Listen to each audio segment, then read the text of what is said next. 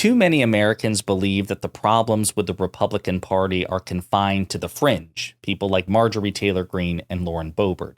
But recently, two moderate Republicans were asked to react to a viral image of President Biden being hogtied to the back of a Trump supporter's truck, and this image was retweeted by their leader, Donald Trump. And their replies make it abundantly clear that the problems with the GOP include every elected Republican, no exceptions.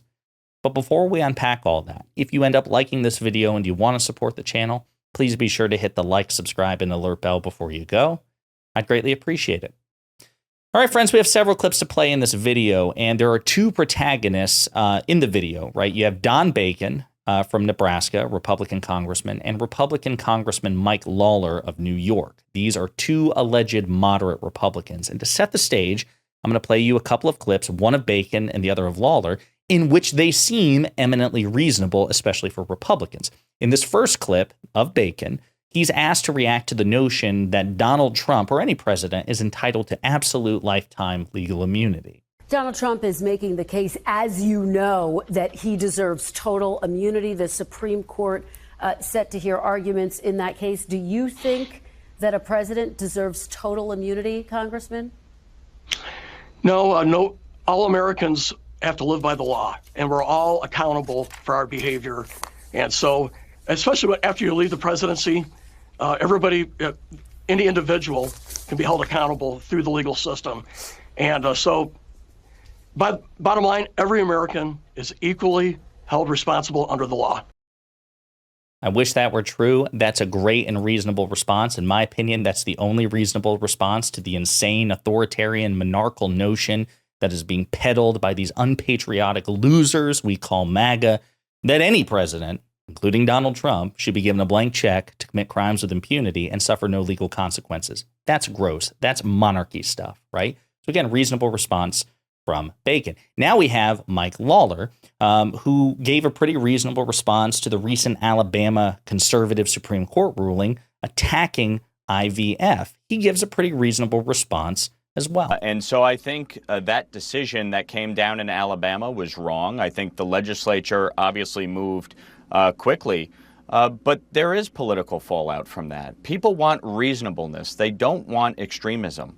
You know, I am personally pro-life, but I do believe in exceptions for rape, incest, the life of the mother. And I have said very clearly, I will never support a federal ban on abortion. So listen, I disagree with the quote-unquote pro-life perspective. I think the Republicans are not pro-life. They're pro-forced birth, because if they were really pro-life, they would support, I don't know, all the other things that go with having a child, having a baby, and they would care about the fetus as soon as, even after it leaves the birth canal and actually becomes a baby, but they tend not to do that. But again, for a pro-lifer, that was a reasonable response. Listen, I will never support a federal abortion ban. I believe in exceptions to abortion restrictions, and I don't support and vehemently object to the Alabama IVF notion. He doesn't mince his words. I think that's great. So, hey, the guy seems reasonable, right? Not really. And we'll get into some examples, but just to remind you of what we're dealing with, we're not going to play the video because it makes a lot of noise, but this is the MAGA cultist truck. You can see it's just decked out here. He is a full-blown, card-carrying member of Cult 45, and on the back of his truck, there is this like decal on the back there, and it's of President Biden hogtied with his hands behind his back in the bed of the truck. Now, this video and that image were retweeted by Donald Trump. Okay, that's really weird, super gross, and super incendiary. Now we're going to play some more clips of Don Bacon and Mike Lawler in which they're each asked to address it and note their responses. We'll unpack it together. Let me ask you, this week, GOP nominee, presumptive nominee Donald Trump shared a video of an image of President Biden bound and restrained in the back of a pickup truck. The Biden campaign responded and said that Trump is, quote, regularly inciting political violence. The former president also attacked the daughter of the judge overseeing his hush money trial in New York. Given that you have endorsed Donald Trump, do you also endorse this threatening rhetoric, Congressman?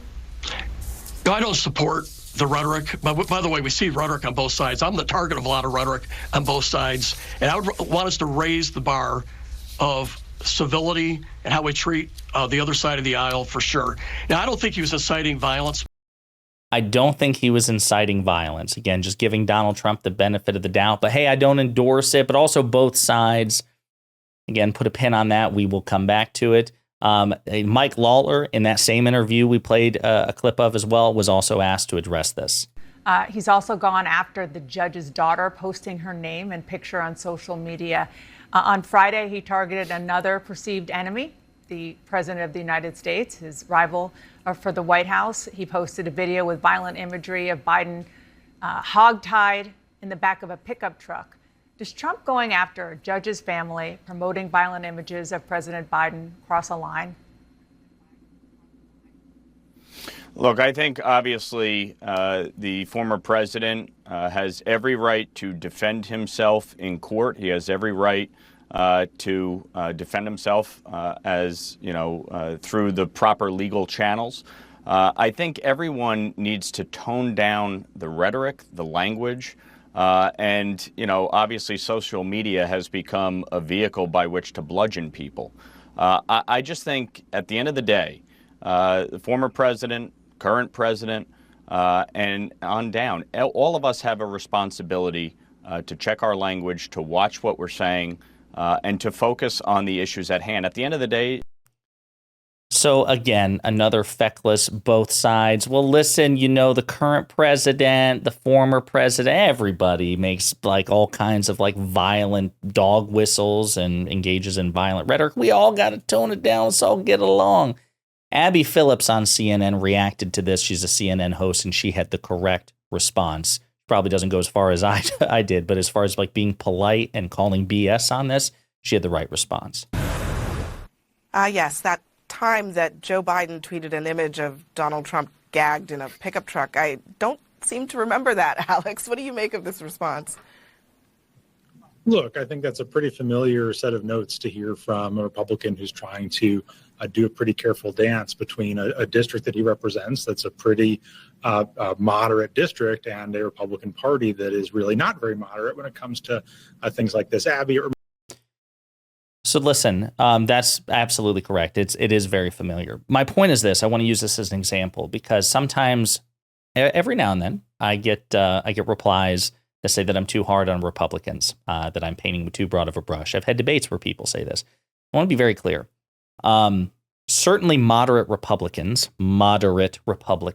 like Mike Lawler and Don Bacon. And when I say Republicans, I'm referring to elected Republican politicians.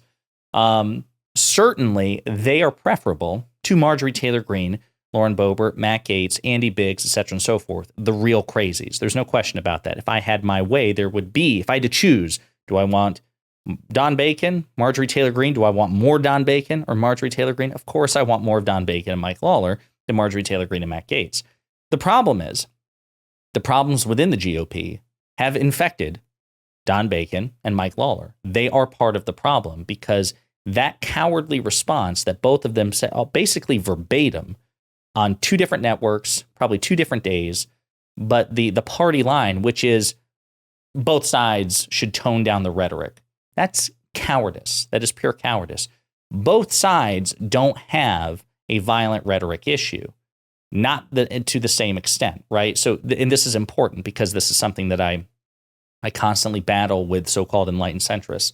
Meaningful distinctions exist. So we would never say that a shoplifter and a mass murderer are equally criminal. They are not. And as a matter of fact, it would be incredibly dishonest. There's no judge, there's no cop, there's no lawyer who would ever say, well, I mean, they're both criminals. When meaningful distinctions exist, they're worth pointing out. It's the same thing with disease, right? So the flu, right, it's pretty bad, and stage 4 cancer are both disease, they're both illness. But stage 4 cancer is considerably worse, and no physician would ever conflate the two, let alone like stage 4 cancer and the common cold, right? Meaningful distinctions exist. So the bottom line is this. President Biden has occasionally gotten spicy, when he calls Donald Trump a loser, which Donald Trump is a loser. That's just a statement of fact. But that's not violent rhetoric. He gets blunt sometimes, not nearly blunt enough, and not nearly as frequently, this idea that, MAGA Republicans are an extremist group. That's blunt. There's nothing violent about that. There's nothing even violently implied. Whereas Donald Trump engages in violent rhetoric all the time. We have discussed it in many, many videos. For every one example you can cite of a Democrat, like even Maxine Waters, this is the one that Republicans go to all the time from like 6 years ago when she talks about getting in the faces of Republican politicians. For every one Maxine Waters you can cite, I can cite 5 to 10 Republican politicians saying the same thing or worse. It is objectively worse with the Republican Party by an order of magnitude. It's much worse, and that's worth pointing out. And if Mike Lawler and Don Bacon had any integrity whatsoever, they would make it unambiguously clear that the violent rhetoric, which is coming from their cult leader, their political party leader, their side of the aisle, that is wrong, and they oppose it. And they would actually say, like, listen, if it keeps going, then we'll withdraw our endorsement. I should say that Mike Lawler has not actually endorsed Donald Trump, whereas Don Bacon has. But they should actually unambiguously and vociferously condemn the violent rhetoric, especially when, as we've talked about, there's plenty of data to suggest that violence and political violence is more common and more at home within American conservatives, with the American conservative movement, with the Republican Party, and certainly with Trump supporters than on the left.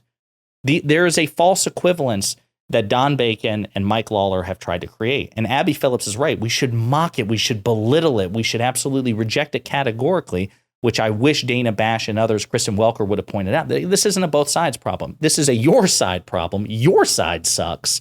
And what are you going to do about it? What are you going to do, Don Bacon, Mike Lawler, moderate Republican watching this, because I know you do.